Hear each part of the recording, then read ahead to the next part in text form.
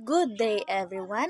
I'm Jessica I. De La Cruz, and I'm going to report the alternative assessment using ICT.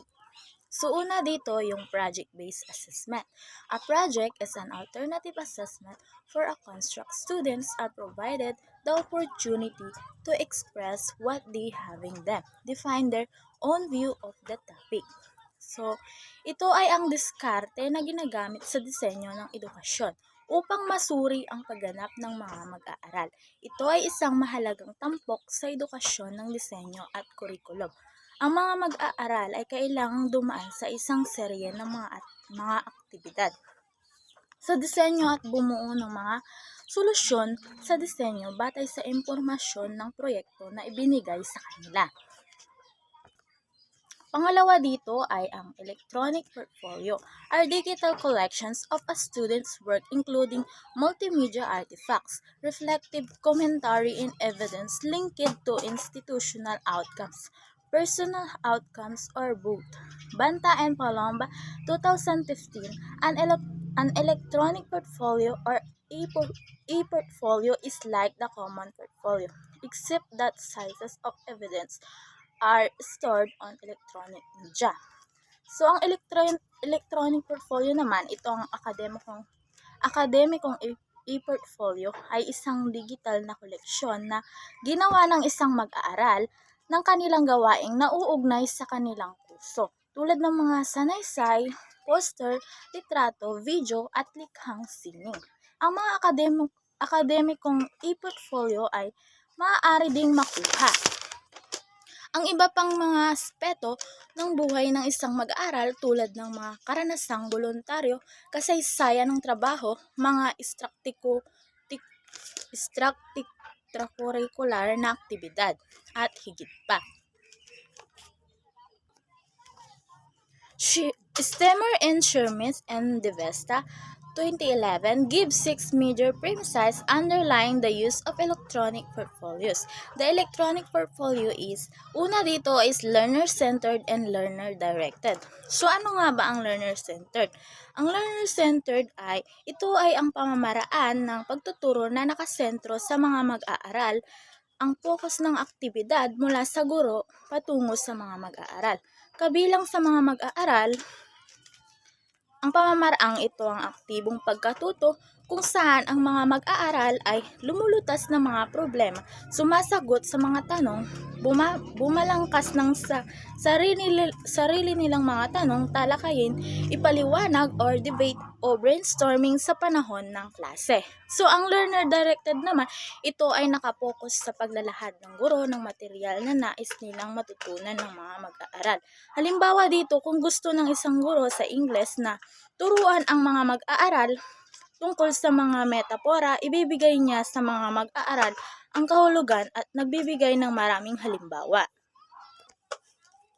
Pangalawa is a developmental tool to help the learner set goals and expectations for performance. A developmental tool, ito ay ang ginagawa ng isang guro upang matulungan ang mag-aaral na magtakda ng mga layunin nila at ang mga inaasahan para sa pagganap ng bawat estudyante. Pangatlo is an instrument that provides a means for the learner to become self-aware and capable of gathering stronger evidence of skills. Ito ay isang instrumento na nagbibigay ng paraan para sa mga estudyante na magkaroon ng kamalayan sa sarili at may kakayahang mangalap ng mas matibay na ebidensya ng mga kasanayan. Pang-apat is a basis for documenting and planning lifelong learning. Ang lifelong learning is, ito ay kinikilala na hindi lahat ng ating pag-aaral ay nagmula sa isang silid-aralan. Halimbawa, sa pagkabata, natututo tayong makipag-usap o sumakay ng bisikleta. Bilang isang hustong gulang, natututo gumamit ng smartphone o matuto kung paano magluto tayo ng pagkain o bagong ulam. Panglima is an integration of career planning, counseling, curriculum, instruction, and assessment activity. Pag sinabing career planning, ito ay ang pag-alam kung paano naisalin ang iyong mga kasanayan, talento, halaga at interes sa mga posibleng trabaho o karera. Itugma ang iyong mga layunin sa karera sa iyong mga pangangailangan sa pananalapi.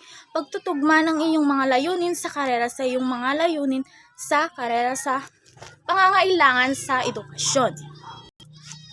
Pag sinabi namang career counseling, tumutukoy ito sa isang proseso na tutulong na malaman at maunawaan ang iyong sarili at ang mundo ng trabaho upang makagawa ng mga desisyon sa karera, edukasyon at buhay. Ang pag-unlad ng karera ay higit pa sa pagpapasya sa isang major at kung ano ang trabaho ang gusto na makuha kapag nakapagtapos ang isang estudyante. Career curriculum, ito ay isang nakabatay sa pamantayan ng pagkasunod-sunod ng mga nakaplanong karanasan kung saan ang mag-aaral ay nagsasanay at nakakamit ang kasanayan sa nilalaman at mga inilalapat na kasanayan sa pag-aaral. Ang curriculum ay ang pangunahing gabay para sa lahat ng mga tagapagturo kung ano ang mahalaga para sa pagtuturo at pag-aaral upang ang bawat mag-aaral ay may access sa mahigpit na mga karanasang pang-akademiko. Pag sinabi namang instruction activity, ito ay ang nagsasangkot ng pagtuturo o paggabay sa mga mag-aaral sa isang particular na paksa o kasanayan. Pagbibigay sa mga estudyante ng impormasyon, mga demonstration o mga halimbawa upang matulungan silang matuto. Pag sinabi namang assessment activities, sa kabilang banda kasama na rito ang pagsusuri ng pag-unawa o pagkabisan ng mga mag-aaral sa material sa pamamagitan ng mga pagsusulit, proyekto o iba pang pamamaraan. Sama-sama ang mga aktibidad na ito ay bumubuo sa backbone ng pagtuturo at pagkatuto na tinitiyak ng ang bawat mag-aaral ay parehong tumatanggap ng pagtuturo at nagpapakita ng kanilang pag-unawa o kakayahan. Pang-anim is an inclusive of the entire program. Ito ay ang programa ng inklusibong edukasyon ay nagbibigay ng mga serbisyong pang-edukasyon para sa lahat ng mga mag-aaral, kabilang ang mga may espesyal na pangangailangan. Ang mga programang ito ay nagsisilbi sa lahat ng bata sa regular na silid-aralan ng buong panahon. Kung ang isang mag-aaral ay nangangailangan ng karagdagang mga serbisyo tulad na lamang ng speech therapy, ang mga serbisyong ito ay dinadala sa silid-aralan.